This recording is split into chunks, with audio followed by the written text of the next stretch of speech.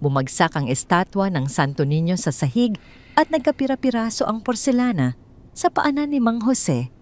Ang tunog ng pagkabasag ay umalingaw-ngaw sa buong sala, kasabay ng mabibigat na hininga ng kanyang anak na si Eric. Nanginginig ang mga kamay ng matanda habang nakatingin sa wasak na imahen, ang tanging bagay na naipamana pa sa kanya ng kanyang yumaong ina. Sa halip na humingi ng tawad, tinitigan lamang siya ni Eric ng masama. Ang mga mata nito ay puno ng galit at kawalan ng respeto. Nasa isang masikip na eskinita sa tondo ang kanilang lumang bahay. Ang init ng panahon ay sumasabay sa init ng ulo ng mga tao sa loob. Nakaupo sa isang sulok ang asawa ni Eric na si Jennifer, nagpapaypay habang nakasimangot, tila badiring-diri sa pawis na tumatagaktak sa kanyang leeg. Wala siyang ginawa upang awatin ang asawa. Sa halip tila hinihintay pa niyang sumuko ang matatanda sa kanilang kagustuhan. Madiing nagsalita si Eric habang nakaturo sa mukha ng kanyang ama. Sinabi niya na kailangan na nila ang titulo ng lupa ngayon din.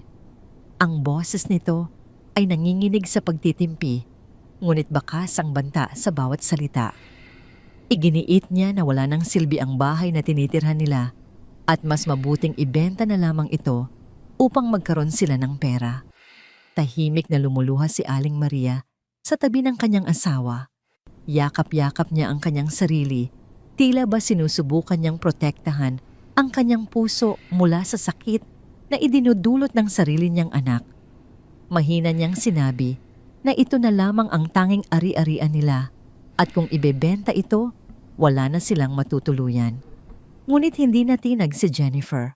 Sumabat ito at sinabing ang matatanda ay marami pang pwedeng puntahan samantalang sila ni Eric ay nababaon na sa utang. Ang kanyang tono ay matalas at mapanghamak, parang isang kutsilyong humihiwa sa dignidad ng mag-asawa. Binanggit niya na kung hindi dahil sa kanila, baka matagal nang patay sa gutom ang mag-asawa. Isang sumbat na walang katotohanan, ngunit masakit pakinggan. Huminga ng malalim si Mang Jose. Tiningnan niya ang kanyang anak, ang batang pinalaki niya sa hirap at tiyaga, na ngayon ay naging isang taong hindi na niya makilala. Ang Eric na nasa harapan niya ay lulong sa sugal partikular, sa sabong at baon, sa utang sa mga loan shark. Alam ni Mang Jose na ang perang makukuha sa pagbenta ng bahay ay hindi mapupunta sa negosyo o pagkain, kundi sa bisyo. Sinubukan ni Mang Jose na magpaliwanag sa mahinahong paraan. Sinabi niya na ang bahay na ito ay dugo at pawis nila ng kanyang ina. Dito lumaki si Eric at dito rin nila gustong lagutan ng hininga. Ngunit bago pa siya makatapos, parahas na sinipa ni Eric ang maliit na lamesa sa gitna ng sala. Tumumba ang mga baso at lumikha muli ng matinis na ingay na nagpapatigil sa tibok ng puso ni Aling Maria. Mariing sinabi ni Eric na wala siyang pakialam sa sentimiento. Ang kailangan niya ay pera. Binanggit niya ang pangalang Douglas, ang kilalang nagpapautang na may masamang reputasyon sa kanilang lugar. Sinabi ni Eric na papatayin siya ng mga tauhan ni Douglas kapag hindi siya nakabayad bago matapos ang linggo.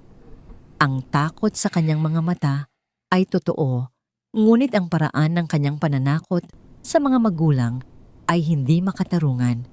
Sa gitna ng mainit na pagtatalo, biglang tumunog ang lumang telepono na nakapatong sa ibabaw ng cabinet. Ang matinis na ring nito ay tila isang babala na pumutol sa tensyon. Walang gustong sumagot noong una. Si Eric ay nakahawak sa kanyang buhok, tila mababaliw sa inis, habang si Jennifer ay padabog na tumayo at naglakad patungo sa kusina. Si Mang Jose ang dumampot ng telepono. Ang kanyang kamay ay nanginginig pa rin mula sa tensyon. Sa kabilang linya ay isang formal na boses ng lalaki. Nagpakilala ito bilang Attorney Guzman. Ang balitang dala nito ay nagpatigil sa mundo ni Mang Jose ng ilang sandali. Ang kanyang kapatid na si Vicente, na matagal nang nawalay at nanirahan sa probinsya ng Quezon, ay pumanaw na. Ibinaba ni Mang Jose ang telepono Nang dahan-dahan, ang kanyang mukha ay blangko. Tila hindi pa maproseso ang impormasyon. Napansin ni Eric ang pagbabago sa ekspresyon ng ama at agad na lumapit. Ang unang tanong nito ay hindi tungkol sa kung sino ang namatay o kung ano ang nangyari, kundi kung may pera bang nakuha. Tiningnan siya ni Mang Jose nang may halong lungkot at awa. Sinabi niya na patay na ang Tito Vicente ni Eric. Ngunit imbes na magpakita ng respeto o pakikiramay, napangisi lamang si Eric ng mapait. Sinabi ng binata na mabuti ngayon dahil baka may iniwan na mana ang matandang kuripot na yon. Ang mga salitang lumabas sa bibig ni Eric ay puno ng kasakiman. Ipinaliwanag ni Mang Jose na ayon sa abogado si Vicente ay namatay na mag-isa sa kanyang farm sa Quezon. May iniwan itong testamento at kailangan nilang pumunta sa opisina ng abogado kinabukasan. Agad na nagliwanag ang mukha ni Jennifer na nooy nakikinig na pala mula sa pinto ng kusina. Lumapit siya at sinabing baka lupain ang iniwan at malaki ang halaga niyon. Nagkatinginan ang mag-asawang Eric at Jennifer. Ang kaninang galit ay napalitan ng isang klase ng desperasyon na may halong pag-asa hindi pag-asa na makita ang yumaong kamag-anak kundi pag-asa na magkapera. Sinimulan na nilang planuhin kung paano ibebenta ang anumang mamanahin bago pa man nila malaman kung ano ito. Hindi na nakatiis si Mang Jose. Ang paglapastangan sa alaala ng kanyang kapatid na kahit kailan ay hindi naging masama sa kanila ay sobra na. Sa mahinang boses sinabi niya na hindi nila ibebenta ang anumang ipapamana ni Vicente. Pupunta sila doon upang magbigay galang at tingnan ang lugar, hindi upang magnegosyo. Biglang nagdilim ang mukha ni Eric. Lumapit ito sa ama ang mukha, ay halos dumikit na sa mukha ng matanda. Sa isang boses na puno ng pagbabanta, sinabi niya na huwag siyang susubukan ng ama. Sinabi niya na matanda na si Vicente at patay na kaya wala nang silbi ang anumang drama. Ang kailangan nila ay pera. At kung ayaw ibigay ni Mang Jose ang titulo ng bahay sa Tondo, kukunin niya ang mana ni Vicente. Tinawag ni Eric ang kanyang yumaong tiyuhin na isang baliw na ermitanyo na namatay na parang aso sa gubat. Ang mga salitang yon ay tumarak sa puso ni Mang Jose. Naalala niya ang kanyang kapatid tahimik mapag-isa, ngunit may mabuting puso sa kabila ng madilim nitong nakaraan. Ang marinig ang ganitong panlalait mula sa sarili niyang anak ay nagpaapaw sa kanyang pasensya. Sa isang iglap, kumilos ang kamay ni Mang Jose. Isang malakas na sampal ang dumapo sa pisngi ni Eric. Ang tunog ng palad na tumama sa balat ay mas malakas pa kaysa sa pagkabasag ng porselana kanina. Tumagilid ang mukha ni Eric dahil sa lakas ng puwersa. Nanlaki ang mga mata ni Aling Maria at napahawak siya sa kanyang bibig. Kahit si Jennifer ay napatigil sa kanyang pagpapaypay gulat na gulat sa nakita. Ito ang unang pagkakataon sa buong buhay ni Eric na sinaktan siya ng kanyang ama. Namayani ang nakabibinging katahimikan sa loob ng bahay. Dahan-dahang humarap si Eric sa ama, ang kanyang pisngi ay namumula at may bakas ng mga daliri. Ang kanyang mga mata ay hindi na lamang puno ng galit. Mayroon na itong halong puot at pagkamuhi. Nanginginig ang kamay ni Mang Jose, hindi dahil sa takot, kundi dahil sa sakit ng loob na kailangan niyang saktan ang sariling anak para lamang matauhan ito. Matigas niyang sinabi na kahit kailan ay hindi niya pinalaki si Eric na maging bastos at walang utang na loob. Sinabi niya na hanggat siya ang nakatayo sa pamamahay na ito, siya ang masusunod. Tumawa ng mahina si Eric, isang tawang walang halong saya kundi purong pangiinsulto. Hinaplos niya ang kanyang pisngi at tumangutango. Tila ba nagdedesisyon ng isang masamang balak. Sinabi niya ng dahan-dahan na pagsisisihan ng ama ang ginawa nito. Tiningnan niya si Aling Maria, pagkatapos ay binalikan ng tingin si Mang Jose. Ang kanyang sumunod na mga salita ay parang yelo na bumalot sa mainit na kwarto. Nagbanta si Eric na kung hindi nila maibibigay ang pera, hindi lang siya ang mapapahamak, Sinabi niya na alam ni Douglas kung saan sila nakatira. Alam ni Douglas kung saan nagsisimba si Aling Maria tuwing linggo. Alam ni Douglas kung anong oras na mamalengke si Mang Jose. Pagkatapos bitawan ang nakakapanindig balahibong banta, tumalikod si Eric at padabog na naglakad palabas ng pinto. Sumunod agad si Jennifer, ngunit bago siya lumabas, nagbigay siya ng isang huling mapanghusgang tingin sa mag-asawa at sinabing, "Ang titigas kasi ng ulo ninyo." Nang makalabas na ang mag-asawa, naiwan si Mang Jose at Aling Maria sa gitna ng sala. Ang basag na estatwa ng Santo Niño ay nakakalat pa rin sa sahig, isang malungkot na simbolo ng kanilang nawasak na pamilya. Napaluhod si Mang Jose upang pulutin ang mga piraso. Ang kanyang mga luha ay nagsimulang pumatak sa sahig, humahalo sa alikabok at mga bubog. Nilapitan siya ni Aling Maria at niyakap ng mahigpit. Ramdam nila pareho na ang gabing ito ay simula pa lamang ng isang mas malalim at mas madilim na pagsubok. Ang tawag tungkol kay Vicente ay tila hindi isang simpleng balita ng pagkamatay, kundi isang hudyat ng pagbabago na yayanig sa natitira pa nilang lakas. Sa labas ng bintana, ang ingay ng Maynila ay nagpapatuloy ang mga sasakyan, ang mga sigawan ng kapitbahay, ang buhay na walang humpay. Ngunit sa loob ng puso ni Mang Jose, may namumuong desisyon. Pupunta siya sa Quezon. Pupuntahan niya ang bahay ni Vicente. Hindi dahil sa pera, kundi dahil kailangan niyang lumayo.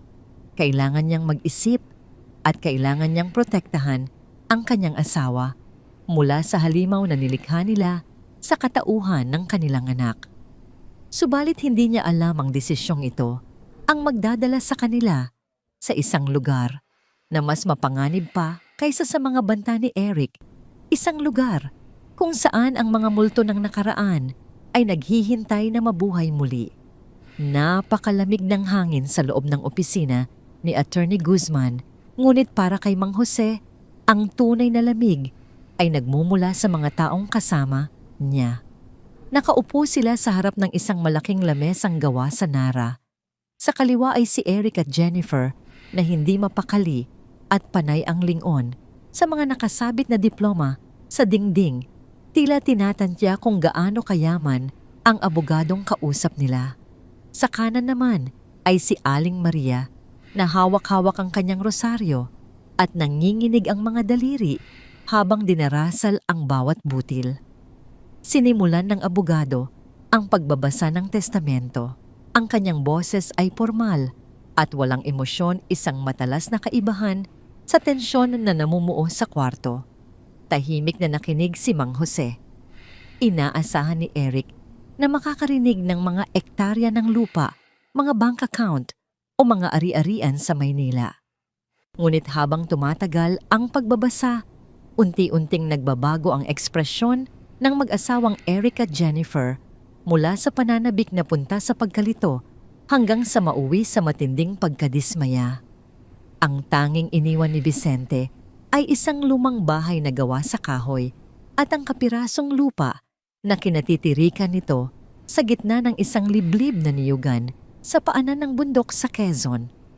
Walang pera, walang alahas, walang mamahaling sasakyan.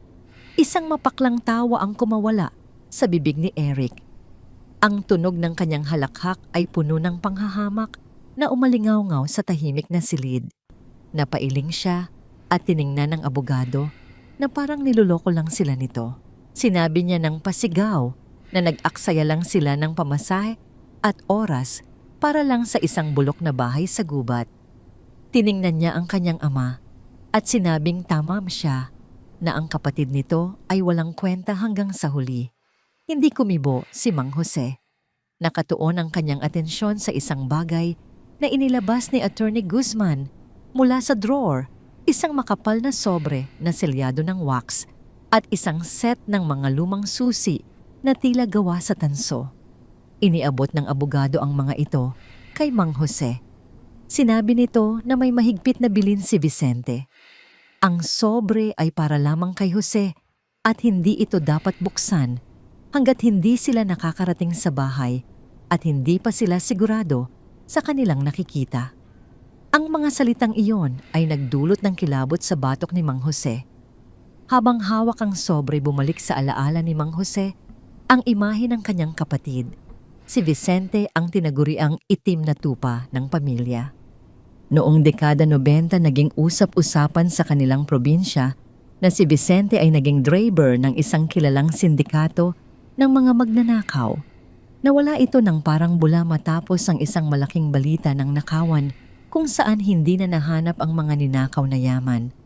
Sa loob ng maraming taon, namuhay ito nang mag-isa nagtago sa laylayan ng lipunan at ngayon ay namatay na dala ang kanyang mga sikreto. Biglang inagaw ni Jennifer ang atensyon ng lahat. Matalas ang kanyang boses habang nagrereklamo. Sinabi niya na kahit luma ang bahay may halaga pa rin ang lupa. Iginiit niya na dapat itong ibenta agad sa mga developer o sa mga kapitbahay na may-ari ng niyugan. Kwenta niya makakakuha rin sila ng ilang daang libo, sapat na pambayad sa interes ng utang kay Douglas. Sumang-ayon agad si Eric. Ang kanyang mga mata ay nagniningning sa kasakiman. Sinabi niya sa ama na pirmahan na ang mga papeles para maibenta na ito. Wala silang balak pumunta doon. Para sa kanya pera lang ang katapat ng lahat ng problema nila. Umiling si Mang Jose ng marahan ngunit madiin. Sinabi niya na hindi nila ibebenta ang bahay. Pupunta sila doon. Titingnan niya ang lugar kung saan namatay ang kanyang kapatid. Ito ang huling respeto na maibibigay niya. Nagdilim ang mukha ni Eric. Tumayo ito at hinampas ang lamesa ng abogado. Ang tunog ng pagtama ng kanyang palad sa kahoy ay nagpayanig sa mga baso ng tubig. Sinabi niya na nababaliw na ang kanyang ama. Bakit pa sila pupunta sa bundok para sa isang patay na tao habang ang mga buhay ay naghihirap? Sumabat si Jennifer at ang kanyang mga salita ay mas masakit pa kaysa sa sigaw ni Eric. Tiningnan niya si Aling Maria ng may pandidiri. Sinabi niya na ang matatanda ay pabigat na nga sa buhay, dadagdag pa sa problema sa desisyon. Sinabi niya na sana ay kunin na lang sila ng Diyos para matapos na ang gastusin sa gamot at pagkain. Ang mga salitang yon ay tumama ng diretso sa puso ni Aling Maria. Namutla ang matanda. Napahawak siya sa kanyang dibdib at ang kanyang paghinga ay naging mabilis at kapos. Ang rosaryo sa kanyang kamay ay nahulog sa sahig. Unti-unting nanghina ang kanyang katawan at napasandal siya ng mabigat sa balikat ni Mang Jose. Nataranta si Mang Jose. Niyakap niya ang asawa at tinapik-tapik ang pisngi nito. Tinatawag ang pangalan nito nang may halong takot. Kumuha agad ng tubig ang abogado. Samantalang si Eric at Jennifer ay nakatayo lang hindi gumagalaw, tila ba hinihintay kung matutuluyan ang matanda para magkatotoo ang sinabi ni Jennifer. Nang makainom ng tubig at kumalma, nang kaunti si Aling Maria, tumingin si Mang Jose kay Eric at Jennifer. Ang kanyang mga mata ay wala ng bahid ng luha, kundi isang malamig na desisyon. Hindi siya nagsalita ng masama. Hindi siya sumigaw. Sa halip inalalayan niya ang kanyang asawa patayo at nagpaalam sa abogado. Nang gabing iyon sa kanilang maliit na bahay sa Tondo, hindi na nagpaalam si Mang Jose kay Eric. Habang nasa labas ang mag-asawang Eric at Jennifer, marahil ay nagsusugal o umiinom para palipasin ang inis tahimik na nag-impake si Mang Jose. Isinilid niya sa isang lumang maleta ang kanilang mga damit, ang gamot ni Aling Maria ilang dilata, at ang sobrang galing kay Vicente. Umupa siya ng isang lumang L300 van mula sa kapitbahay. Ang makina nito ay umuugong ng malakas at nagbubuga ng maitim na usok, ngunit ito lang ang kaya ng kanilang ipon. Inalalayan niya si Aling Maria pasakay sa passenger seat. Habang umaandar ang sasakyan, papalayo sa eskinita, tumingin si Mang Jose sa side mirror. Nakita niya ang anino ng kanilang bahay na unti-unting lumiliit sa dilim. Alam niyang sa oras na malaman ni Eric na wala na sila sasabog ito sa galit. Ngunit wala na siyang pakialam. Ang distansya sa pagitan nila ng kanyang anak ay hindi na masusukat ng kilometro. Ito ay isang bangin na hindi na kayang tawirin. Ang biyahe patungo sa Quezon ay mahaba at madilim. Ang tanging liwanag ay nagmumula sa mahinang headlight ng van na tumatahak sa aspaltong kalsada patungo sa lugar na puno ng mga multo ng nakaraan at mga sikretong naghihintay na mabunyag. Hawak ni Mang Jose ang manibela nang mahigpit habang sa kanyang bulsa ang susi ng bahay ni Vicente ay tila bumibigat nagbabadya ng isang panganib na mas malala pa sa kanilang tinakasan. Pahirapan ang pag-usad ng lumang van sa makipot na kalsada ng Quezon. Ang makina ng sasakyan ay umuungol sa hirap sa tuwing aakyat ito sa matarik at maputik na daanan, tila isang matandang hayop na pinipilit ang natitirang lakas. Sa bawat paggulong ng mga luma na nitong gulong sa lubak-lubak na lupa, ang buong katawan ng sasakyan ay yumayanig na nagdulot ng higit pang pagkahilo kay Aling Maria. Ang paligid ay unti-unting nilalamon ng dilim at ng makapal na gubat. Sa magkabilang gilid ng daan, ang nagtataasang puno ng niyog ay nakatayo na, parang mga higanting nagbabantay. Ang kanilang malalapad na dahon ay humaharang sa sinag ng papalubog na araw, kaya't ang anino sa ilalim ng mga puno ay nagmistulang mga maitim na kamay na pilit inaabot ang kanilang sasakyan. Walang ibang maririnig kundi ang hirap na paghinga ng makina at ang hampas ng hangin sa mga dahon. Napahigpit ang hawak ni Aling Maria sa kanyang rosaryo. Ang lugar na ito ay malayo sa ingay ng tondo, ngunit ang katahimikan dito ay hindi nakakapagbigay ng kapayapaan. Sa halip ito ay nakabibingi at puno ng banta. Sa di kalayuan na daanan nila ang ilang maliliit na kubo ng mga magsasaka. Huminto sandali si Mang Jose sa tapat ng isang tindahan upang magtanong ng direksyon. Isang matandang lalaki na may suot na salakot at gula-gulanit na damit ang lumapit. Ang balat nito ay sunog sa araw at ang mga mata ay malalim at mapagmatyag. Nang banggitin ni Mang Jose ang pangalan ni Vicente at ang lokasyon ng bahay nito, biglang nagbago ang ekspresyon ng matanda. Tumigil ito sa pagnguya ng kanyang nganga at umatras ng bahagya. Hindi ito sumagot kaagad.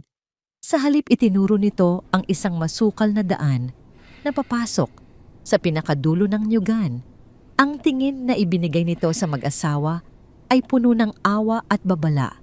Tila ba sinasabi nitong huwag na silang tumuloy. Nagpasalamat si Mang Jose, ngunit bumigat ang kanyang loob. Alam niyang may mga kwento ang mga taga-baryo tungkol sa kanyang kapatid, mga kwentong hindi magaganda. Pinaandar niyang muli ang van, iniwan ang matanda na nakatingin pa rin sa kanila habang papalayo hanggang sa lamunin na sila ng kadiliman ng gubat. Habang papalapit sila sa destinasyon, ang daan ay naging mas makipot at mapanganib.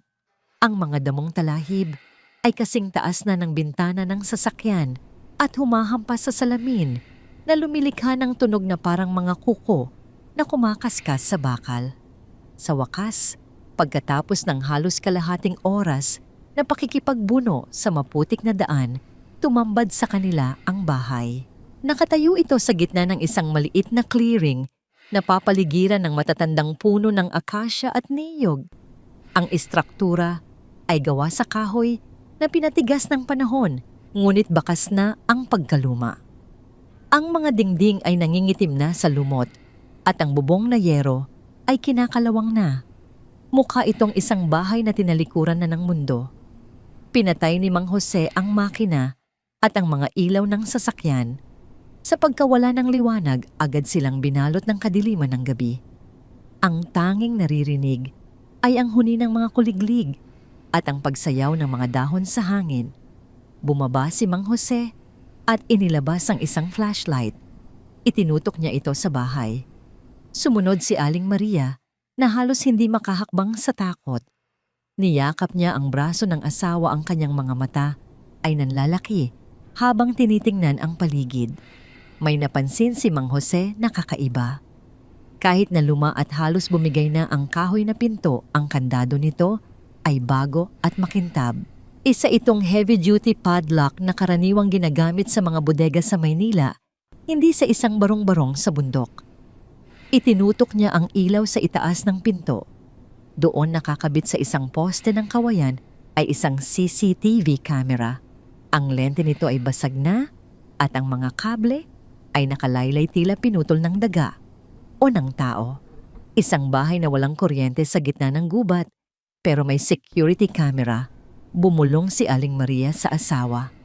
Ang kanyang boses ay nanginginig habang itinuturo ang lupa sa harapan ng pinto. Itinutok ni Mang Jose ang flashlight sa ibaba. Ang lupa sa paligid ng bahay ay maputik dahil sa ulan nung nakaraang gabi. Doon malinaw na nakabakat ang mga marka ng gulong.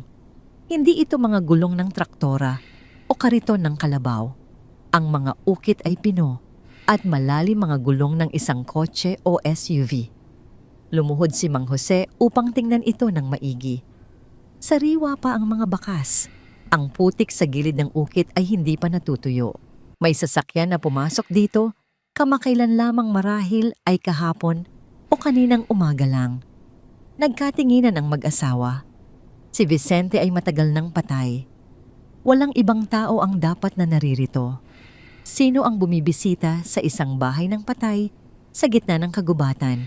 Biglang humihip ang malakas na hangin na nagpayanig sa mga sanga ng puno at lumikha ng mga anino na tila sumasayaw sa dingding ng bahay. Mas lalong humigpit ang hawak ni Aling Maria sa braso ni Mang Jose. Nakiusap siya na bumalik na sila sa sasakyan at umalis na. Ngunit umiling si Mang Jose. Ang kuryosidad at ang responsibilidad sa bili ng kapatid ay mas matimbang kaysa sa takot. Kinuha niya ang susi mula sa kanyang bulsa, ang susi na ibinigay ng abogado. Humakbang siya, palapit sa pinto, habang hawak ang flashlight sa kabilang kamay.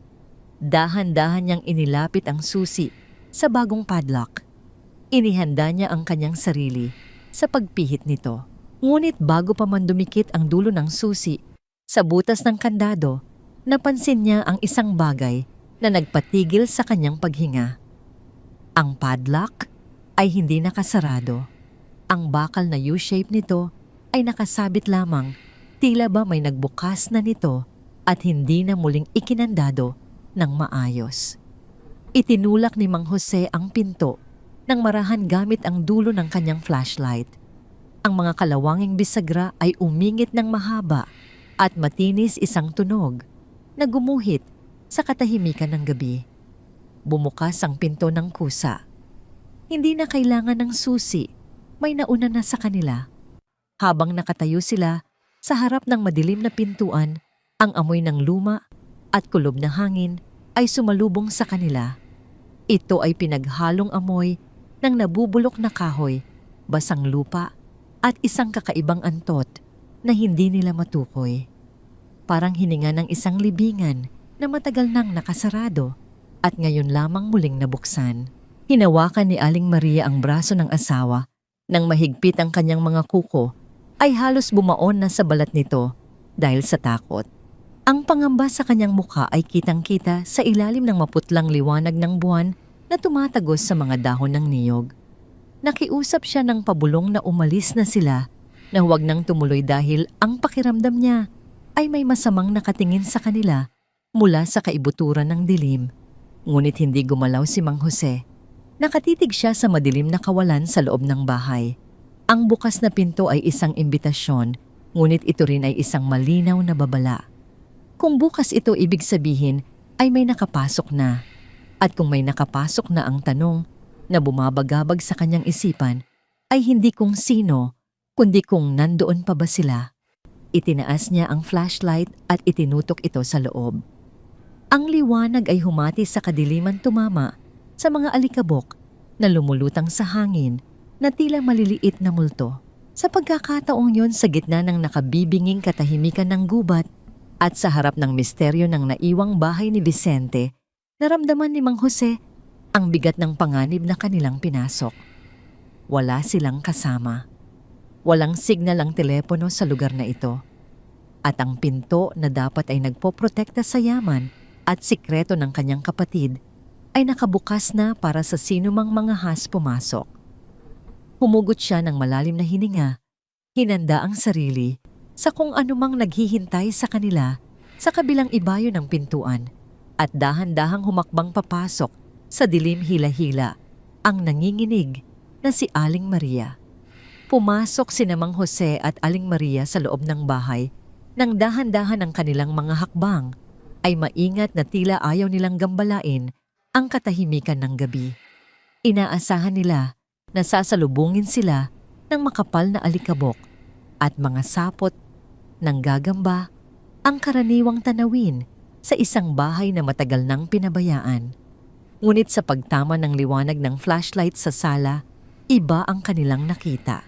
Ang sahig na gawa sa nara ay makinis at walang masyadong dumi. Ang mga bintana ay nakasarado ng maayos at ang mga muebles ay nakasalansan sa tamang lugar. Ngunit ang higit na nakagulat kay Mang Jose ay ang amoy na sumalubong sa kanila. Hindi ito amoy ng lumang kahoy o amag. Sa halip ang hangin ay may masangsang na amoy ng sigarilyo, isang amoy na sariwa pa at hindi pa tuluyang nawawala. Napansin ito ni Aling Maria at napahawak siya sa kanyang ilong. Sinabi niya sa asawa na parang may tao dito, kamakailan lang. Tumango si Mang Jose habang iginagala ang ilaw sa paligid. Sa ibabaw ng maliit na lamesa sa gitna, may isang ashtray na puno ng upos ng sigarilyo. Sa tabi nito ay isang tasa ng kape na may natitira pang laman, bagaman natuyo na ang likido sa gilid nito. Tila ba may nakaupo dito umiinom at naninigarilyo habang naghihintay o nagbabantay sa labas. Nagpatuloy sila sa paggalugad. Sa isang sulok ng sala, nakatambak ang ilang kagamitan na hindi karaniwang makikita sa bahay ng isang simpleng magsasaka ng niyog. Mayroong isang metal detector na nakasandal sa dingding mga pala na may bahid pa ng tuyong lupa at isang pares ng high-powered binoculars. Nilapitan ni Mang Jose ang mga ito. Ang metal detector ay lumana, ngunit mukhang alagang-alaga. Ang mga pala ay matatalim pa. Bakit kailangan ng kanyang kapatid na si Vicente ng ganitong mga kagamitan? Ang tanong na yon ay naglalaro sa isipan ni Mang Jose habang iniisip ang buhay na tinahak ng kapatid, isang buhay na puno ng sikreto. Pumasok sila sa kwarto ni Vicente. Tulad ng sala, malinis din ito. Ang kama ay nakaayos ng rapi. Sa tabi nito ay isang maliit na kabinet na gawa sa kahoy. Binuksan ito ni Mang Jose. Sa loob nakita niya ang ilang piraso ng damit na nakatupi ng maayos. Ngunit sa ilalim ng mga damit, may naramdaman siyang matigas na bagay. Inilabas niya ito. Isa itong itim na kwaderno, ang pabalat ay gawa sa balat na nangingitim na sa luma. Ito ang talaarawan ni Vicente. Binuksan ni Mang Jose ang kwaderno sa ilalim ng liwanag ng flashlight. Ang sulat kamay ay magulo at madiin, tila isinulat ng isang taong nanginginig ang kamay o nagmamadali. Binasa niya ang ilang pahina ng pabulong. Ang mga nakasulat ay tila mga ramblings ng isang taong nababalisa. Paulit-ulit na binabanggit ni Vicente na may nagmamanman sa kanya. May mga pangungusap tungkol sa pagbabayad puri at mga multo ng nakaraan. Sa isang pahina, may nakasulat na babala na nakaguhit ng makapal na tinta. Hindi sila titigil hanggat hindi nila nakukuha. Habang binabasa ito ni Mang Jose, nakaramdam siya ng kilabot. Ang paranoia ng kanyang kapatid ay tumagos sa papel at naramdaman niya ito ngayon sa loob ng bahay. Sa kabilang banda, si Aling Maria ay nagbukas ng ilalim na drawer ng cabinet. Napasinghap siya ng malakas at napaatras na muntik ng matumba. Agad na lumapit si Mang Jose upang tingnan kung ano ang nakita ng asawa. Sa loob ng drawer nakabalot sa isang lumang tela ay isang shotgun. Ito ay isang sumpak gawa sa bakal at kahoy. Ngunit mukhang nakakamatay at handang gamitin. Sa tabi nito ay isang kahon ng mga bala. Nanginginig na sinabi ni Aling Maria na natatakot na siya. Ang bahay na ito ay hindi tahanan ng isang mapayapang magsasaka. Ito ay kuta ng isang taong nagtatago at handang pumatay para protektahan ang kanyang sarili.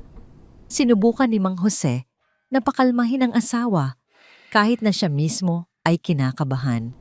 Sinabi niya na kailangan lang nilang malaman kung ano ang itinatago ni Vicente bago sila umalis. Habang nag-uusap sila, biglang humihip ang isang napakalakas na hangin sa labas. Ang mga puno ng niyog ay umugong at ang mga sanga ay humampas sa bubong na yero. Lumilikha ng ingay na parang mga bato na ibinabato mula sa langit. Kasabay nito isang bintana sa kusina ang bumukas at humampas sa dingding ng napakalakas dahil sa hangin. Ang tunog ng pagkabagsak ay nagpayanig sa buong bahay. Napatili si Aling Maria at napayakap kay Mang Jose. Itinuro niya ang bintana na ngayon ay nakabukas at sumasayaw sa hangin. Nanginginig ang kanyang boses habang sinasabing may nakita siyang anino na dumaan sa labas bago bumukas ang bintana. Agad na itinutok ni Mang Jose ang flashlight sa bintana. Ang liwanag ay tumago sa dilim ng gubat, ngunit wala siyang nakita kundi ang mga dahon ng saging at niyog na hinahampas ng hangin. Sinabi niya sa asawa na hangin lang iyon at imahinasyon lang niya ang anino. Isinara niya ang bintana at ibinandado ito ng mahigpit upang mapakalma ang sarili at ang asawa. Nagpasya silang pumunta sa kusina para uminom ng tubig na dala nila. Ang kusina ay nasa likurang bahagi ng bahay, mas luma at mas madilim kaysa sa sala. Habang naglalakad si Mang Jose, napansin niya ang isang banig na nakalatag sa gitna ng sahig ng kusina. Ito ay lumang banig na gawa sa buri, ngunit ang posisyon nito ay kakaiba. Hindi ito nakalatag ng pantay at may mga marka ng pagkakasagi sa sahig na kahoy sa paligid nito. Tila ba madalas itong hinihila at ibinabalik. Lumapit si Mang Jose at inilawan ang sahig. Nakita niya ang mga malalalim na gasgas sa kahoy na tumuturo papunta sa ilalim ng banig. Kabado man lumuhod si Mang Jose at hinawakan ang dulo ng banig. Dahan-dahan niya itong hinila paalis. Sa ilalim ng banig sa gitna ng sahig na gawa sa kahoy ay may isang bagay na hindi dapat naroon. Isa itong parisukat na pinto na gawa sa makapal na bakal. Ito ay nakabaon sa sahig at may malaking hawakan sa gitna. Ang gilid ng bakal ay may mga marka ng pagkakadikit ng semento, ngunit ang semento ay basag-basag na tila ba pinuwersa itong buksan kamakailan lang. Napatingin si Mang Jose kay Aling Maria. Ang kanilang mga mata ay nagtagpo sa ilalim ng maputlang liwanag ng flashlight. Ito ang sikretong binabantayan ni Vicente. Ito ang dahilan ng mga baril ng mga security camera at ng mga nakakatakot na sulat sa tala-arawan. At batay sa mga gasgas sa paligid ng bakal na pinto, alam ni Mang Jose na hindi lang si Vicente ang may alam tungkol dito. May ibang tao na sumubok ng buksan ito. Hawak ang crowbar na nakita niya kanina sa sala. Huminga ng malalim si Mang Jose. Sa kabila ng pagtutol ni Aling Maria, ipinasok niya ang dulo ng bakal sa siwang ng pinto. Ito na ang sandali ng katotohanan. Ibinuhos ni Mang Jose ang lahat ng kanyang natitirang lakas sa pag-angat ng mabigat na bakal na pinto gamit ang crowbar. Ang tunog ng kinakalawang na bisagra ay umalingaw-ngaw sa tahimik na kusina, isang matinis na ingay na tila humihiwa sa hangin. Nanginginig ang mga kamay ni Aling Maria habang nakahawak sa laylayan ng damit ng kanyang asawa. Ang kanyang mga mata ay nakapako sa dahan-dahang pagbuka ng sahig. Nang tuluyang bumukas ang pinto, isang bugso ng malamig at kulob na hangin ang lumabas mula sa ilalim. Ang amoy ay pinaghalong lumabasa at amag na nagpapaalala kay Mang Jose ng amoy ng isang nicho na matagal nang hindi nabubuksan. Itinutok niya ang flashlight sa butas. Sa ibaba, nakita nila ang isang makipot na hagdang semento na bumababa sa kadiliman. Sinabihan ni Mang Jose ang kanyang asawa na maghintay na lang sa itaas, ngunit mabilis na umiling si Aling Maria. Mahigpit ang hawak nito sa kanyang braso. Ang takot sa muka ay nagsasabing hindi siya magpapaiwan mag-isa sa madilim na kusinang iyon. Wala nang nagawa si Mang Jose kundi ang tumango. Nauna siyang bumaba, ang bawat hakbang ay maingat at mabigat. Sumunod si Aling Maria, ang kanyang paghinga ay mabilis at kapos. Ang semento sa paligid ay basa at madulas at ang mga dingding ay nababalutan ng makapal na sapot ng gagamba. Habang bumababa sila, ang temperatura ay kapansin-pansing bumababa. Tila ba pumapasok sila sa tiyan ng lupa. Pagdating sa ibaba, tumambad sa kanila ang isang maliit na kwarto na gawa sa konkreto. Ang kisame ay mababa sapat lamang para makatayo si Mang Jose ng tuwid. Walang bintana at ang tanging liwanag ay nagmumula sa hawak nilang flashlight. Sa gitna ng kwarto, may isang lumang baul na gawa sa kahoy at bakal. Ito ay nakapatong sa isang papag upang hindi mabasa ng tubig na tumutulo mula sa dingding. Sa paligid nito ay may ilang mga kahon at sako na mukhang luma na rin. Lumapit si Mang Jose sa baul. Wala itong kandado. Ang orihinal na padlock ay tila matagal nang sinira o tinanggal. Dahan-dahan niyang inangat ang takip nito. Ang mga bisagra ay umingit ng mahina. Nang tumama ang liwanag sa loob ng baul, napasinghap si Aling Maria at napatakip ng bibig. Sa loob nakatambak ang mga alahas na ginto, mga kwintas, singsing at pulseras na kumikinang sa ilalim ng ilaw. Sa tabi ng mga ito ay mga supot na puno ng mga mamahaling bato at perlas. Ngunit ang mas nakapukaw ng atensyon ni Mang Jose ay ang mga bundle ng pera. Ito ay mga lumang serye ng Philippine peso, ang mga perang papel na ginamit noong dekada 90 at wala ng halaga sa sirkulasyon ng ngayon. Ngunit malinaw na itinago noong panahong may halaga pa ang mga ito. Kumuha si Mang Jose ng isang kwintas. Mabigat ito at purong ginto. Tiningnan niya ang mga bato, tunay na diamante at ruby. Ito ay hindi lamang simpleng ipon ng isang magsasaka. Ito ay kayamanan ng isang hari o dili, kaya'y nakaw na yaman ng isang kriminal. Sa gilid ng baul, nakasiksik ang isang makapal na sobre. Kinuha ito ni Mang Jose. Ang sulat kamay sa labas ay pamilyar sa kanya ito, ang sulat ni Vicente. Binuksan niya ito at binasa ng malakas ang kanyang boses ay umaalingaw-ngaw sa makipot na kwarto. Sa sulat inamin ni Vicente ang kanyang madilim na nakaraan.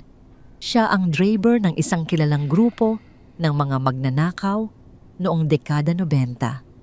Ang yamang nasa harap nila ay mula sa isang malaking nakawan sa isang mansyon sa Forbes Park na nauwi sa madugong engkwentro. Namatay ang kanyang mga kasamahan at siya lamang ang nakatakas, dala ang mga ninakaw na yaman. Dahil sa takot na mahuli ng mga awtoridad o ng mga natitirang miyembro ng sindikato, nagtago siya sa Quezon at ibinaon ang kayamanan dito. Sa loob ng 3 dekada, namuhay siya bilang isang mahirap na magsasaka, binabantayan ng yaman na hindi naman niya magamit.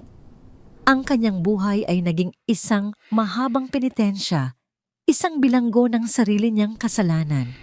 Sa huling bahagi ng sulat, nag-iwan si Vicente ng babala. Ang perang ito ay may bahid ng dugo. Huwag ninyong gamitin.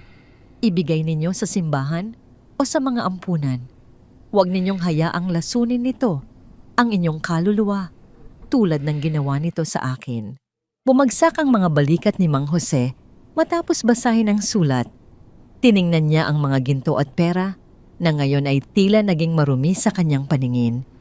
Ang kanyang kapatid ay namatay na puno ng pagsisisi at takot. Nagsimulang umiyak si Aling Maria. Nakiusap siya sa asawa na iwanan na nila ang lahat ng yon at umalis na. Ang lugar na ito ay puno ng sumpa. Akmang isasarado na sana ni Mang Jose ang baul nang bigla silang nakarinig ng isang tunog mula sa itaas. Ang tunog ay mabigat at malinaw. Ito ay tunog ng mga yabag ng paa sa sahig na kahoy ng kusina. Natigilan ng mag-asawa. Ang kanilang mga mata ay nanlaki sa takot. Agad na pinatay ni Mang Jose ang flashlight. Binalot sila ng matinding kadiliman sa ilalim ng lupa.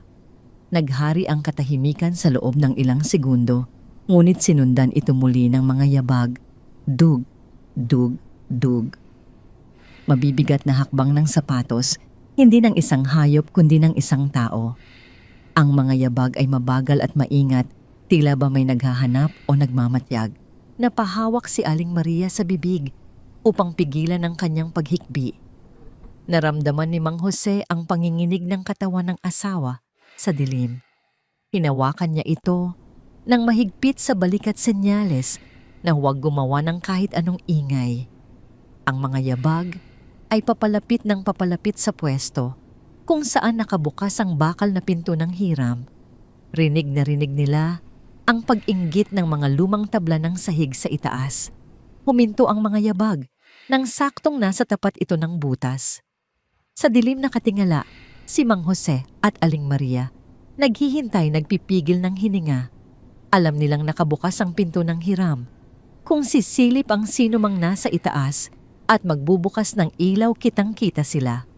Isang liwanag ng flashlight ang biglang gumuhit mula sa itaas, tumagos sa butas at tumama sa hagdan. Ang sinag ay naglaro sa mga dingding papalapit ng papalapit sa kinalalagyan nila sa ibaba. May kasamang liwanag ang isang boses na nagsalita mula sa itaas. Ang boses ay pamilyar, ngunit sa pagkakataong ito ay puno ng kasamaan at kasakiman na nagpalamig sa dugo ni Mang Jose. "Alam ko na nandyan kayo," ang sabi ng boses. "Lumabas na kayo, tay. Huwag niyo nang ipagdamot sa akin ang mana ko." Si Eric, ang kanilang sariling anak, ay sinundan sila hanggang dito. At ngayon ay nakatayo sa itaas ng kanilang pinagtataguan, handang kunin ang anumang makukuha niya, kahit pa ang kapalit nito ay ang buhay ng kanyang mga magulang. Ang matalim na liwanag ng flashlight mula sa itaas ay tumama ng diretso sa mga mata ni Mang Jose at Aling Maria, dahilan upang mapapikit sila sa sakit. Sa gitna ng dilim at amoy ng lumang semento, narinig nila ang mabibigat na hakbang na pababa ng hagdan. Ang bawat tapak ng sapatos sa bato ay tila dumadagundong sa dibdib ng mag-asawa. Nang unti-unting masanay ang kanilang paningin sa liwanag, naaninag nila ang figura ng isang lalaki na pamilyar sa kanila. Si Eric ay nakatayo sa paanan ng hagdan, ang kanyang mukha ay pinapawisan at ang kanyang damit ay gusot-gusot. Ngunit hindi ang kanyang itsura ang nagdulot ng kilabot kay Mang Jose, kundi ang ekspresyon sa kanyang mga mata. Wala doon ang pag-aalala ng isang anak. Sa halip naroon ang isang uri ng kabaliwan, isang halo ng desperasyon at kasakiman na nagpadilim sa kanyang pagkatao. Hindi sa kanyang mga magulang nakatuon ang atensyon ni Eric. Ang kanyang mga mata ay nakapako sa nakabukas na baul sa likuran nila.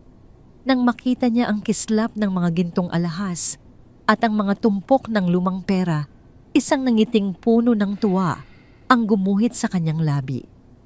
Para siyang isang taong nauuhaw na biglang nakakita ng tubig sa gitna ng disyerto. Ang kanyang paghinga ay bumilis at ang kanyang mga kamay ay nanginginig sa pananabik. Tinanong ni Mang Jose ng mahina kung paano sila nasundan ng anak. Tumawa lamang si Eric ng mapakla habang hindi inaalis ang tingin sa kayamanan. Inamin niya na bago pa man sila umalis ng Maynila, nagdikit na siya ng isang GPS tracker sa ilalim ng lumang van ng ama. Alam niyang hindi basta-basta aalis ang mga ito ng walang dahilan. Ang kanyang hinala ay tama, may itinatagong yaman ang yumaong si Vicente. At ngayon ay nasa harapan na niya ito. Humakbang si Eric palapit sa baul, ngunit agad na humarang si Mang Jose. Ibinuka ng matanda ang kanyang mga braso upang protektahan ang laman ng baul. Sinabi niya ng madiin na ang perang ito ay galing sa masama. Ito ay galing sa nakaw at may bahid ng dugo ng mga taong namatay dahil dito. Kung gagamitin nila ito, dadalhin lamang nito ang kapahamakan sa kanilang pamilya. Ngunit tila walang naririnig si Eric. Ang kanyang mukha ay namula sa galit. Isinigaw niya na wala siyang pakialam kung saan galing ang pera kahit paggaling ito sa impyerno. Ang mahalaga sa kanya ay maililigtas nito ang kanyang buhay. Ipinakita niya ang kanyang braso kay Mang Jose at Aling Maria. Itinaas niya ang manggas ng kanyang shirt at ipinakita ang mga sariwang pasa at sugat. Ito ang gawa ng mga tauhan ni Douglas. Binigyan lamang siya ng ilang araw upang magbayad at kung hindi papatayin siya ng mga ito. Nagmakaawa si Aling Maria sa kanyang anak. Lumuhod siya at hinawakan ang kamay ni Eric. Sinabi niya na pwede nilang solusyonan ito sa ibang paraan na magtutulungan sila bilang pamilya. Ngunit marahas na hinawi ni Eric ang kamay ng kanyang ina. Sinabi niya na tapos na ang oras para sa drama. Kailangan niya ang pera ngayon din. Sa isang iglap, sinubukan ni Eric na itulak ang kanyang ama upang makuha ang baul. Ngunit sa kabila ng kanyang edad, nanlaban si Mang Jose. Hinawakan niya ang balikat ni Eric at sinubukang pigilan ito. Nagpangbuno ang mag-ama sa masikip na kwarto sa ilalim ng lupa. Ang kanilang mga anino ay sumasayaw sa dingding habang nag-aagawan sila. Dahil sa pagiging bata at mas malakas na gawa ni Eric na itulak ng buong puwersa si Mang Jose, tumalsik ang matanda at tumama ang kanyang ulo sa matigas na kanto ng sementadong dingding. Isang matunog na lagutok ang narinig, kasunod ang daing ng matanda.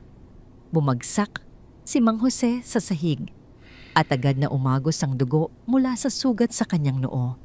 Sumigaw si Aling Maria sa takot at agad na dinaluhan ng kanyang asawa.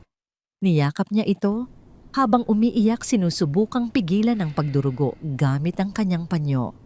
Tiningnan niya si Eric ng may halong puot at pagkadismaya. Sinaktan ng anak ang sarili nitong ama dahil lamang sa pera. Sa sandaling iyon, tila natauhan ng kaunti si Eric nang makita ang dugo sa mukha ng ama. Huminto siya sandali. Ang kanyang mga kamay ay nakataas sa ere. Ngunit ang takot niya kay Douglas ay mas matindi kaysa sa kanyang konsensya. Tumalikod siya mula sa kanyang mga magulang at mabilis na dumakot ng mga alahas at pera mula sa baul. Isiniksik niya ang mga ito sa kanyang bulsa at sa loob ng kanyang damit, tila isang magnanakaw na nagmamadali bago mahuli. Nang puno na ang kanyang mga bulsa, akmang aakyat. Nasana si Eric sa hagdan upang tumakas. Ngunit bago pa siya makahakbang, sa unang baitang isang pangyayari ang nagpatigil sa kanya. Mula sa itaas sa labas ng bahay, isang napakalakas na liwanag ang biglang tumagos sa mga bintana ng kusina at umabot hanggang sa butas ng hiram. Ang buong paligid ay naliwanagan na parang tanghaling tapat.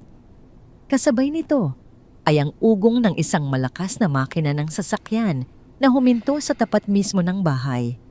Naramdaman nila ang pagyanig ng lupa nang patayin ang makina ng sasakyan. Sinundan ito ng tunog ng pagbukas at pagsara ng mga pinto ng kotse, hindi lang isa kundi marami. Napadikit si Eric sa dingding ng hagdanan. Ang kanyang mukha na kanina ay puno ng kasakiman ay napalitan ng matinding takot. Namutla siya at nagsimulang manginig ang kanyang mga tuhod. Alam niya ang tunog na yon. Alam niya kung sino ang may-ari ng sasakyan na yon. Tumingala siya sa butas ng hiram kung saan ang liwanag ng headlights ay tumatagos. Sa mahinang boses na halos hindi marinig, binanggit niya ang pangalan na kinatatakutan niya sa lahat. Douglas. Nasa labas na sila. Ang mga buwitre ay dumating na upang kunin ang kanilang parte at wala silang pakialam kung sino ang masasaktan. Sa loob ng madilim na hiram, habang yakap ni Aling Maria ang sugatang si Mang Jose at habang nanginginig si Eric sa takot, naramdaman nilang lahat na ang tunay na bangungot ay nagsisimula pa lamang. Binalot ng nakasisilaw na liwanag mula sa labas ang buong kusina na tumagos maging sa madilim na hiram kung saan nagtatago ang pamilya. Narinig nila ang sabay-sabay na pagbukas at pagsara ng mga pinto ng sasakyan na sinundan ng mabibigat na yapak ng mga bota sa lupang nakapalibot sa bahay. Ang bawat hakbang ay tila dumadagundong sa ilalim ng lupa, isang babala na ang panganib ay hindi na lamang nasa isip ni Eric kundi nasa mismong pintuan na nila. Sa loob ng masikip na kwarto sa ilalim ng lupa, kitang-kita ang takot sa mukha ni Eric. Ang kanyang mga mata ay nanlaki at ang kanyang balat ay namutla na parang papel. Ang dating hambog na anak na handang saktan ang sariling ama para sa pera ay ngayon ay nanginginig na parang basang sisiw. Alam niya kung sino ang nasa labas. Alam niya ang kayang gawin ni Douglas at ng mga tauhan nito kapag hindi nasusunod ang gusto nila. Sa kabilang banda, inalalaya ni Aling Maria ang sugatang si Mang Jose. Kahit nahihilo pa dahil sa pagkauntog, pinilit ng matanda na tumayo at maging alerto. Ramdam niya ang tensyon sa hangin. Ang mga taong nasa labas ay hindi ordinaryong maniningil ng utang. Sila ay mga mandaragit na amoy ang dugo ng kanilang biktima. Isang boses ang umalingaw-ngaw mula sa labas ng bahay. Ito ay malalim kalmado at puno ng otoridad, ang boses ng isang taong sanay na sinusunod. Tinawag nito ang pangalan ni Eric. Sinabi ng lalaki na alam niyang nasa loob ang binata at wala na itong kawala. Ang tono ni Douglas ay parang nakikipag-usap lang sa isang kaibigan, ngunit sa likod nito ay nakatago ang isang matalim na banta. Sinabi niya na huwag nang pahirapan pa ang sitwasyon at lumabas na ng maayos dala ang bayad. Nang marinig ito ni Eric, tila nawala siya sa sarili. Sa sobrang takot, bigla siyang tumayo at akmang aakyat ng hagdan, bit-bit ang mga alahas at pera na nakuha niya sa baul. Ang nasa isip niya ay isuko ang lahat kay Douglas para lamang mailigtas ang kanyang sarili. Wala siyang pakialam kung mawala ang mana, basta't huwag lang siyang saktan ng mga ito. Ngunit mabilis na kumilos si Mang Jose. Hinawakan niya sa paa ang anak bago pa ito makahakbang sa unang baitang. Pinigilan niya ito ng buong lakas. Sinabi niya ng madiin na huwag itong lumabas. Tumingin si Eric sa ama ng may pagtataka at galit. Tinanong niya kung bakit siya pipigilan gayong ibibigay naman niya ang pera para matapos na ang lahat. Umiling si Mang Jose habang hawak pa rin ang paa ng anak. Ipinaliwanag niya na hindi lang pera ang habol ng mga ito. Ang yamang nasa baul ay konektado sa isang malaking krimen noong nakaraan. Kung makikita ni Douglas ang mga ginto at alahas, malalaman nito na galing ito sa nakaw. At dahil dito, hindi sila bubuhayin ni Douglas. Walang magnanakaw na mag-iiwan ng saksi, lalo na kung ang nakaw na yaman ay ganito kalaki. Natigilan si Eric sa sinabi ng ama.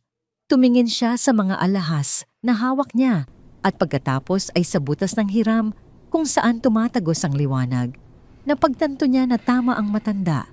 Si Douglas ay hindi lang loan shark, isa itong kriminal na walang awa. Kung ibibigay niya ang yaman, baka patayin pa rin sila para walang makaalam.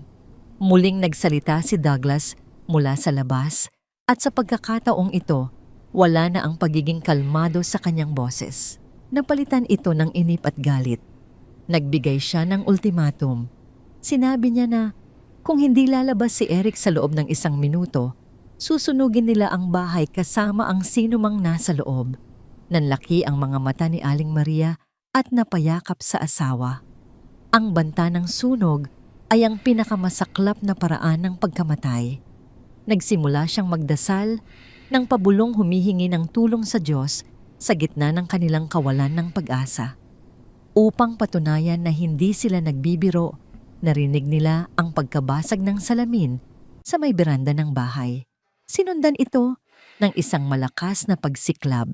Isang Molotov cocktail ang inihagis ng mga tauhan ni Douglas sa harapan ng pinto. Agad na naamoy ni Mang Jose ang usok at ang masangsang na amoy ng gasolina. Ang liwanag ng apoy ay nagsimulang sumayaw sa mga dingding ng kusina sa itaas. Ang init ay unti-unting gumagapang pababa sa hiram. Napagtanto ni Mang Jose na wala na silang oras. Kung mananatili sila sa ilalim, mamamatay sila sa usok o sa pagguho ng bahay. Kung lalabas naman sila, nang walang laban papatayin sila ni Douglas. Kailangan nilang lumaban. Binitiwan ni Mang Jose si Eric at mabilis na inakyat ang hagdan. Sa kabila ng sakit ng ulo at katandaan, kumilos siya ng may determinasyon. Pag-akyat niya sa kusina, nakita niya ang apoy na nagsisimula nang kumain sa pinto sa harap. Ang usok ay kumakapal na sa loob ng sala. Tumakbo siya patungo sa kwarto ni Vicente. Alam niya kung ano ang kailangan niya. Binuksan niya ang drawer kung saan nakatago ang shotgun at ang kahon ng mga bala. Kinuha niya ang baril na ramdaman ang bigat ng bakal at kahoy sa kanyang mga kamay. Ito ang sandatang ginamit ng kanyang kapatid para protektahan ang sarili at ngayon ito rin ang gagamitin niya para protektahan ang kanyang pamilya. Habang nagkakarga ng bala, nakita niya si Eric na umahon mula sa hiram hila-hila ang umiiyak na si Aling Maria. Ang mukha ng kanyang anak ay puno ng abo at takot, ngunit naroon din ang pagtataka habang nakatingin sa amang may hawak na baril. Sinigawan ni Mang Jose si Eric. Iniutos niya na kumuha ng kahit anong mabigat na bagay at iharang sa pinto. Sinabi niya na walang lalabas at walang susuko. Kung gusto ni Douglas na makuha sila, kailangan muna nitong dumaan sa kanya. Sa sandaling iyon, ang dating mahinahong guro ay naglaho. Ang nakatayo sa gitna ng umuusok na bahay ay isang amang handang pumatay at mamatay para sa kanyang mag-ina. Itinutok niya ang baril sa pinto habang ang apoy sa labas ay lalong tumutupok, naghihintay sa unang anino na mga has pumasok. Binasag ng isang nakakabibinging putok ng baril ang katahimikan ng gabi. Ipinutok ni Mang Jose ang lumang shotgun pataas na nagpabutas sa kinakalawang na yero ng bubong. Ang tindi ng tunog ay nagpayanig sa buong kabahayan at nagpabagsak ng makapal na alikabok mula sa kisame. Humiwa sa hangin ang masangsang na amoy ng asupre at pulbura humahalo sa amoy ng nasusunog na kahoy mula sa labas. Sa labas ng bahay pansamantalang natigilan ang mga tauhan ni Douglas. Ang kanilang mga pambabanta ay naputol. Marahil ay hindi nila inasahan na manlalaban ang isang matandang guro na kilala sa pagiging mahinahon. Ngunit ang pagkabigla nila ay mabilis na napalitan ng higit na galit. Narinig ni Mang Jose ang malalim at nagngangalit na utos ni Douglas sa kanyang mga tauhan na wasakin ang pinto at huwag magtira ng buhay kung kinakailangan. Nagsimula ang walang awang pag-atake sa lumang bahay. Ang mabibigat na maso ay sunod-sunod na humampas sa pintuan at mga hamba ng bintana. Bawat pagtama ay lumilikha ng matinding pagyanig sa sahig na kinatatayuan nila. Ang mga lumang tabla ay unti-unting bumibigay, nag-iiwan ng mga bitak kung saan tumatagos ang mapulang liwanag ng apoy mula sa silong ng beranda.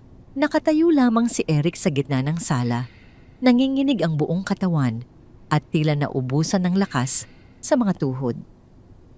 Ang kanyang mga mata ay nanlalaki sa takot habang nakatingin sa pintong unti-unting nawawasak. Ang kanyang kasakiman kanina ay tuluyan ng nilamon ng katotohanan na maaari silang mamatay anumang oras. Sumigaw si Mang Jose, inutusan ng kanyang anak na gumising sa katotohanan at tulungan siyang harangan ng pinto. Ang tinig ng matanda ay paos, ngunit puno ng determinasyon. Nang hindi kumilos si Eric, nilapitan siya ni Mang Jose at hinawakan ng mahigpit sa balikat. Inuulit ang utos na kailangan nilang mabuhay. Tila nabuhusan ng malamig na tubig si Eric. Umiling siya, pilit iwinawak ang takot at tinulungan ng kanyang ama na itulak ang isang napakabigat na aparador na gawa sa tangwile patungo sa pintuan. Ang kanilang mga kalamnan ay humihigpit sa tindi ng puwersa na kanilang ibinubuhos. Nang sumandal ang aparador sa pinto, Nabigyan sila ng kaunting oras, ngunit alam nilang hindi ito magtatagal. Sa isang iglap, isang napakalakas na hampas ng bakal ang tuluyang sumira sa hamba ng bintana. Sa tabi ng pintuan, nagliparan ang mga matatalim at malalaking piraso ng kahoy papunta sa direksyon ni Eric. Wala siyang oras upang umiwas. Napapikit na lamang siya at hinintay ang pagbaon ng mga kahoy sa kanyang mukha. Ngunit hindi dumating ang sakit na inaasahan niya. Sa halip naramdaman niya ang isang mabigat na katawan na dumagan sa kanya na nagpatumba sa kanilang dalawa sa sahig. Pagdilat niya, nakita niya ang kanyang ama na nakapaibabaw sa kanya.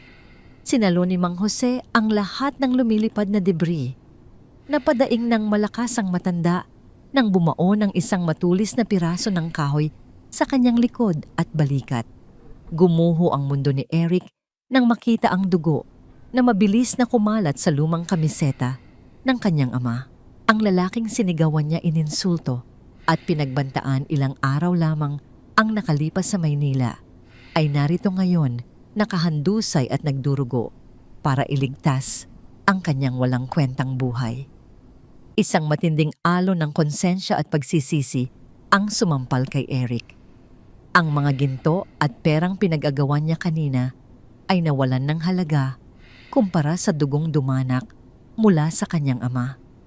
Habang inaalalayan ni Eric ang kanyang ama, palayo sa bintana, alam ni Aling Maria na kailangan niyang gumawa ng paraan. Umiiyak man dahil sa sinapit ng asawa na naig ang lakas ng loob ng isang ina. Napagtanto niya na nakatuon ang buong atensyon ng mga kalaban sa harapan ng bahay. Mayroong lumang pinto sa likod ng kusina na tumutungo sa madilim na bahagi ng niyugan. Hawak ang kanyang sirang-sirang cellphone, nagdesisyon siyang tumakas palabas upang maghanap ng signal at tumawag ng pulisya. Gumapang si Aling Maria sa sahig upang hindi makita mula sa mga sirang bintana. Ang usok ay nagsisimula ng kumapal na nagpapahapdi sa kanyang mga mata at lalamunan. Nang marating niya ang pinto sa likod, dahan-dahan niya itong binuksan. Ang malamig na hangin ng gabi ay dumampi sa kanyang pawisang mukha. Lumabas siya ng walang ingay nagtatago sa likod ng mga puno ng saging at niyog itinaas ang kanyang telepono, umaasang may lilitaw na signal. Ngunit ang hindi niya alam si Douglas ay isang taong sanay sa ganitong uri ng sitwasyon. Naglagay siya ng mga bantay sa bawat paligid ng bahay.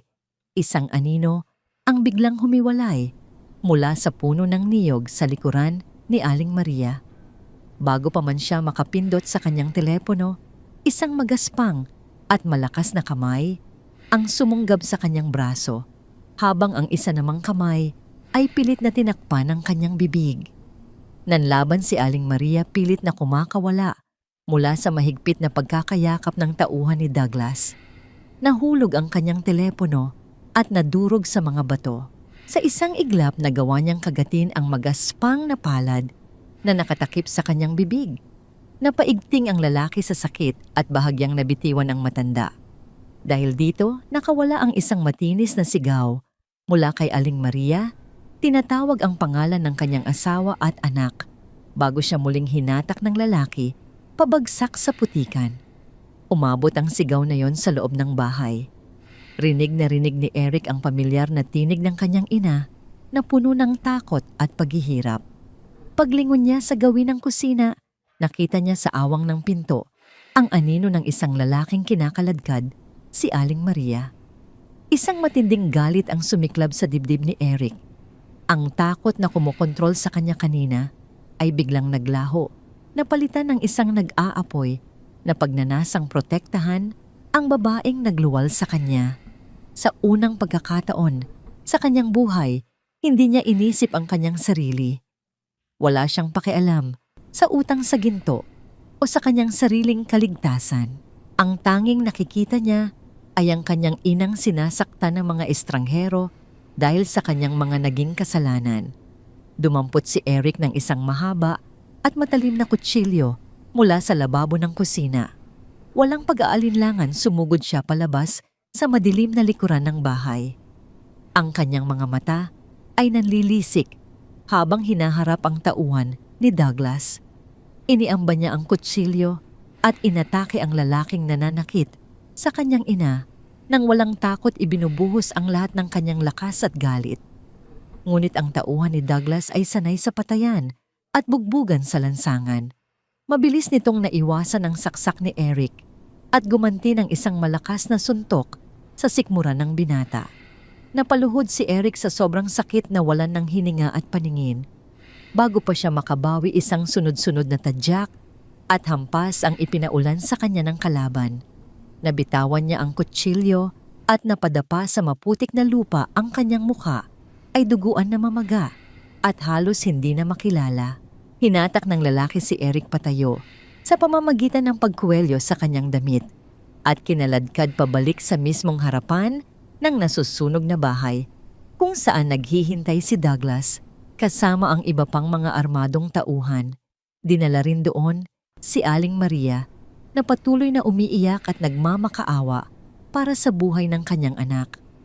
Mula sa siwang ng nawasak na bintana, nakita ni Mang Jose ang kalunos-lunos na sinapit ng kanyang pamilya. Ang kanyang asawa ay hawak ng isang bantay habang si Eric ay nakaluhod sa harapan ni Douglas. Halos wala ng malay at dugo ang duguan. Lumapit si Douglas kay Eric at bumunot ng isang makintab at matalim na patalim mula sa kanyang baywang. Dahan-dahan niya itong idinikit sa leeg ng nanginginig na binata. Ang malamig na bakal ay bumaon ng bahagya sa balat ni Eric, naglabas ng manipis na linya ng dugo na umagos pababa sa kanyang leeg. Itinaas ni Douglas ang kanyang paningin at tumitig ng diretso sa bintana kung saan nagtatago si Mang Jose. Ang kanyang boses ay pumailan lang sa hangin puno ng panunuya at tiyak na kamatayan. Inutusan niya ang matanda na ibaba ang baril, buksan ang pinto at iabot ang buong yaman ng mapayapa. Ipinaalala niya kay Mang Jose na nasa kanyang mga kamay ang desisyon at kung pipiliin nitong magmatigas, ang mismong ama ang makakasaksi sa paghihiwalay ng ulo at katawan ng kanyang nag-iisang anak. Ang gabi ay nabalot ng matinding tensyon at kawalang pag-asa. Ang hawak na baril ni Mang Jose ay tila naging napakabigat habang pinapanood niya ang lumuluhang si Aling Maria at ang nag-aagaw buhay na si Eric. Alam niyang dumating na ang oras ng pinakamahirap na desisyon, ang isuko ang sikreto ng kanyang kapatid kapalit ng buhay ng kanyang pamilya. Dahan-dahang bumukas ang nawawasak na pinto ng bahay, lumilikha ng isang mahaba at matinis na pag-inggit ng kahoy.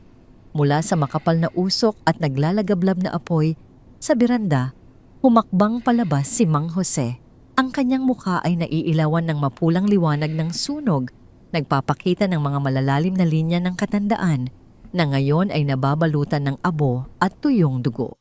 Sa kanyang kanang kamay, bitbit niya ang isang mabigat na sako na naglalaman ng mga ginto alahas at lumang pera mula sa baul ni Vicente. Sa kanyang kaliwang kamay naman ay ang shotgun na dahan-dahan niyang ibinaba hanggang sa tuluyan itong bumagsak sa sahig na gawa sa kahoy. Itinaas niya ang kanyang walang lamang kamay at tumitig ng diretso sa mga mata ni Douglas. Sa isang boses na basag, ngunit buo ang paninindigan, sinabi niya na pakawalan nila ang kanyang anak at ibibigay niya ang buong yaman na matagal na nilang hinahanap. Wala nang laban ang matanda. Ang tanging nakikita sa kanyang tindig ay ang pag-ibig ng isang ama na handang isuko ang lahat para sa buhay ng kanyang pamilya. Isang mapanuyang ngiti ang gumuhit sa labi ni Douglas. Ibinaba niya ang kutsilyong nakatutok sa leeg ni Eric. Sa isang mabilis na galaw, malakas niyang sinipa sa tagiliran ang binata. Napadaing si Eric sa matinding sakit habang gumulong siya palayo sa paanan ng sindikato. Bumagsak sa maputik na lupa kung saan agad siyang dinaluhan ng umiiyak na si Aling Maria. Niyakap ng ina ang dugo ang anak. Sinusubukang protektahan ito gamit ang kanyang sariling katawan. Inutusan ni Douglas ang kanyang mga tauhan na manatiling nakabantay habang siya ay humakbang palapit kay Mang Jose upang kunin ang sako. Ang kanyang mga mata ay nagniningning sa kasakiman, nakatuon lamang sa yaman na halos abot kamay na niya. Ngunit may isang bagay na hindi napansin ang mga kalaban. Kanina pa nakapaloob ang kaliwang kamay ni Mang Jose sa bulsa ng kanyang pantalon. Bago pa man siya lumabas ng bahay, kinuha niya mula sa mga kagamitan ni Vicente ang isang lumang smoke grenade, isang kagamitang militar na marahil ay ginamit ng kanyang kapatid noong panahon ng pamimirata nito. Mahigpit niyang hinawakan ang bakal na pin nito at sa sandaling inabot ni Douglas ang sako, buong lakas na hinugot ni Mang Jose ang pin at inihagis ang maliit na lata sa mismong paanan ng mga armadong tauhan. Isang matalim at malakas na pagsingaw ng hangin ang umibabaw sa buong paligid. Sa loob lamang ng ilang segundo, sumabog ang isang napakakapal na puting usok mula sa lata. Mabilis na lumamon sa buong harapan ng bahay. Nabulag ang lahat. Ang paligid ay naging isang dagat ng puting ulap na humahapdi sa mata at nakakasakal sa lalamunan. Nagsimulang umubo ng malakas ang mga tauhan ni Douglas. Nawalan sila ng direksyon at nagkanya-kanyang atras habang pinagmumura ang matanda. Dahil sa matinding pagkabigla at kawalan ng paningin, nabitawan ni Douglas ang sakong naglalaman ng yaman. Sinasamantala ang kaguluhan, mabilis na sumugod si Mang Jose mula sa usok. Ginamit niya ang natitira niyang lakas upang daluhungin si Douglas. Nagpangabot ang dalawa at bumagsak sa maputik na lupa. Kahit matanda at sugatan, ang adrenaline sa katawan ni Mang Jose ay nagbigay sa kanya ng lakas upang idikit ang kalaban sa lupa. Pilit na inaagaw ang patalim nito. Sumigaw si Mang Jose mula sa gitna ng makapal na usok. Inuutusan si Eric na tumayo isama ang kanyang ina at tumakbo papasok sa madilim na bahagi ng niyugan. Narinig ni Eric ang utos ng kanyang ama. Kahit nanlalabo ang paningin at halos madurog ang buong katawan sa bugbog, pinilit niyang bumangon. Inakay niya si Aling Maria na patuloy na humihikbi at nanginginig.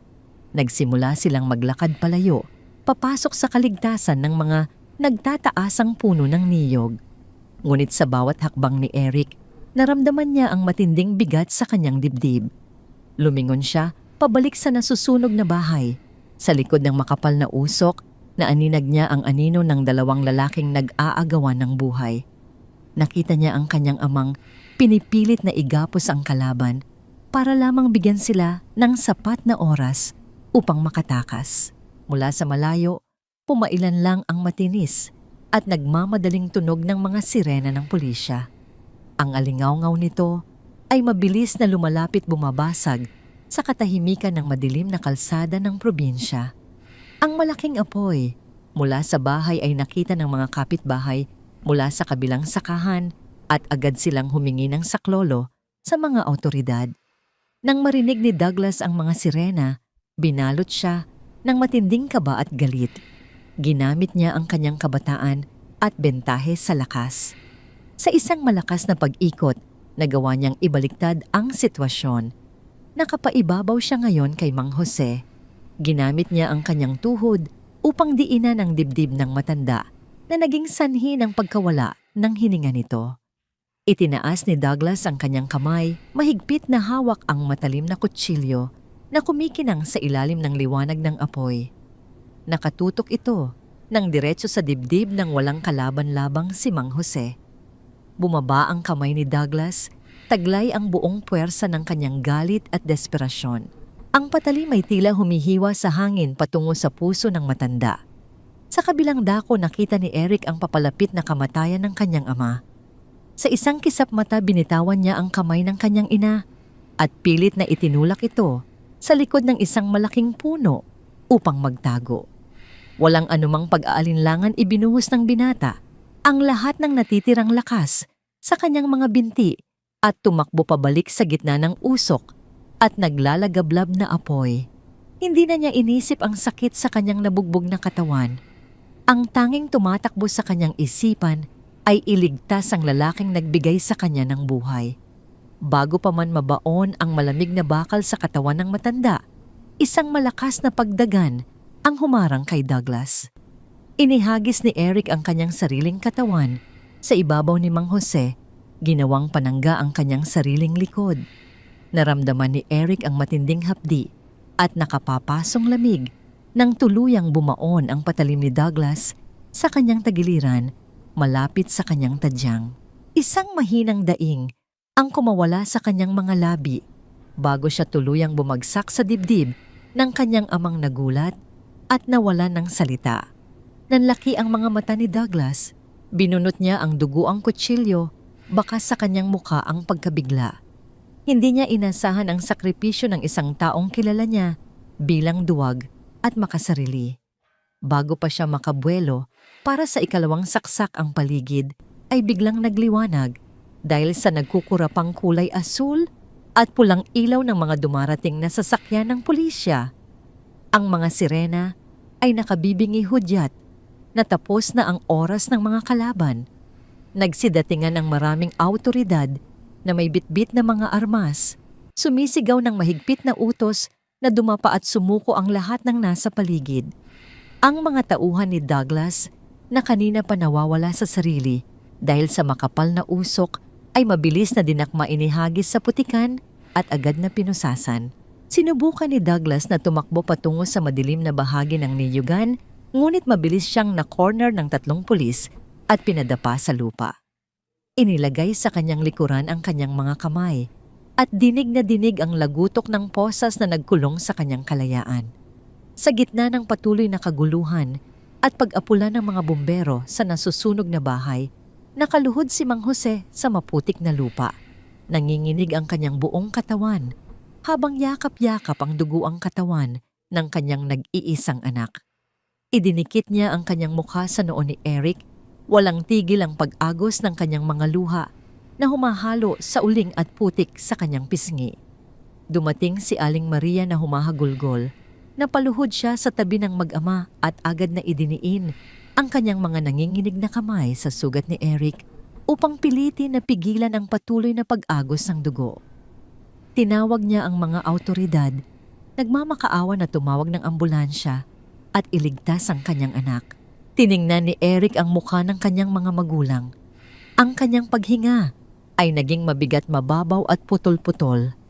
Ang kanyang paningin ay unti-unting lumalabo, ngunit sa halip na matakot isang manipis na ngiti ang gumuhit sa kanyang maputlang labi. Inangat niya ang kanyang mabigat na kamay at hinawakan ang magaspang na daliri ng kanyang ama. Sa isang boses na halos isang bulong na lamang, humingi siya ng tawad.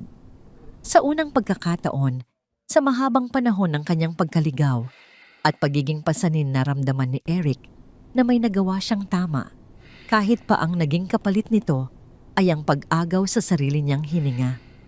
Unti-unting pumikit ang kanyang mga mata habang pilit siyang niyuyugyog ni Mang Jose, naghihintay sa tunog ng papalapit na ambulansya na tila ba napakatagal bago dumating. Puti, maliwanag at tahimik ang silid sa ospital ng probinsya. Ang tanging pumupuno sa hangin ay ang amoy ng gamot at ang regular na ritmo ng makinang nagbabantay sa tibok ng puso. Dahan-dahang iminulat ni Eric ang kanyang mga mata. Sa una ay malabo ang kanyang paningin, ngunit unti-unti niyang naaninag ang puting kisame. Nang subukan niyang gumalaw, isang matinding kirot ang gumuhit mula sa kanyang tagiliran pababa sa kanyang sikmura. Napapikit siya at humugot ng malalim na hininga upang labanan ang sakit. Buhay siya. Nang ibaling niya ang kanyang paningin sa gilid ng kama, nakita niya ang 2 figurang nakasubsob sa magkabilang tabi niya. Sina Mang Jose at Aling Maria ay mahimbing na natutulog na kaupo sa mga hindi komportableng silyang monoblock. Ang mga damit nila ay malinis na, ngunit ang kanilang mga mukha ay bakasan ng matinding pagod, puyat at pag-aalala. Tinitigan ni Eric ang nakakalbong ulo ng kanyang ama at ang mga puting buhok ng kanyang ina. Sa sandaling iyon, isang mainit na luha ang tumakas mula sa kanyang mga mata at tahimik na gumulong sa kanyang pisngi. Wala siyang ibang naramdaman kundi ang matinding pasasalamat at pagsisisi na bumaon ng malalim sa kanyang kaluluwa. Lumipas ang ilang araw at naging mabilis ang takbo ng mga pangyayari habang nagpapagaling si Eric. Bumisita ang punong imbestigador ng pulisya upang kausapin si Mang Jose. Ipinaliwanag ng opisyal na ang lahat ng ginto, alahas at lumang pera na natagpuan sa hiram ng bahay ni Vicente ay formal nang kinumpiska ng pamahalaan.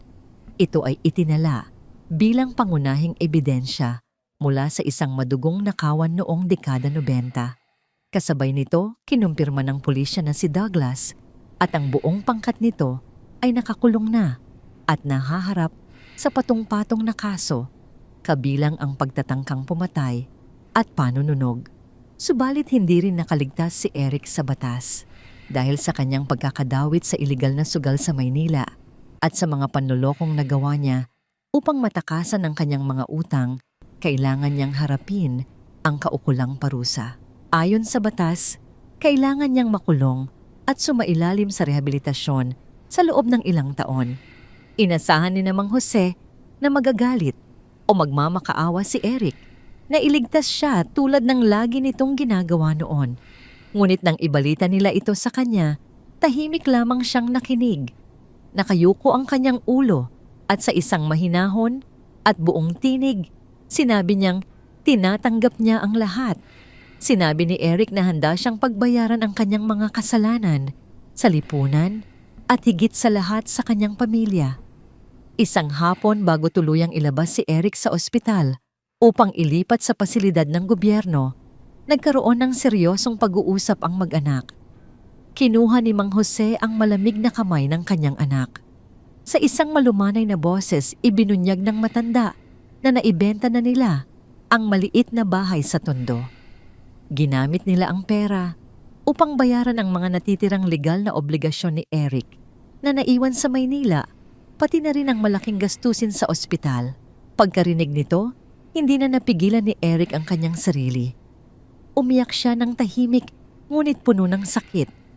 Pumatak ang kanyang mga luha habang paulit-ulit siyang humihingi ng tawad dahil kinuha niya maging ang huling yaman at tahanan ng kanyang mga magulang. Hinaplos ni Aling Maria ang buhok ng kanyang anak. Sinabi ng matandang babae na ang bahay ay gawa lamang sa semento at kahoy at kailanman ay hindi matutumbasan ng anumang halaga ang buhay ng isang anak. Idinagdag ni Mang Jose na ang kanilang tahanan ngayon ay ang bahay sa Quezon na hindi kinumpiska ng batas dahil legal itong nakapangalan kay Vicente. Dumating ang araw ng paglipat kay Eric. Maaraw ang kalangitan sa labas ng ospital kung saan naghihintay ang sasakyan ng mga awtoridad. Nakasuot si Eric ng simpleng damit, ang kanyang mga kamay ay nasa harapan at nakaposas. Bago siya tuluyang pumasok sa sasakyan, humiling siya sa mga pulis ng sandaling pagkakataon upang magpaalam. Humarap siya kina Mang Jose at Aling Maria. Sa harap ng mga pulis ng mga nurse na nakamasid at sa ilalim ng maliwanag na sikat ng araw, dahan-dahang lumuhod si Eric sa maalikabok na lupa ng semento. Kinuha niya ang magaspang at kulubot na kamay ni Mang Jose at idinikit ito ng matagal sa kanyang noo bilang tanda ng labis na paggalang at paghingi ng kapatawaran. Pagkatapos, kinuha niya ang kamay ni Aling Maria at ginawa rin ang pagmamano. Tumingala si Eric sa kanila. Ang kanyang mga mata ay nagniningning sa luha, ngunit puno ng bagong pag-asa. Nangako siya mula sa kaibuturan ng kanyang puso na sa paglabas niya, magiging anak siyang karapat-dapat sa kanilang walang hanggang pagmamahal at sakripisyo. Tumango si Mang Jose at ngumiti nang may pagmamalaki bago tuluyang tumayo si Eric at sumakay sa sasakyan na magdadala sa kanya tungo sa kanyang pagbabago. Lumipas ang maraming buwan.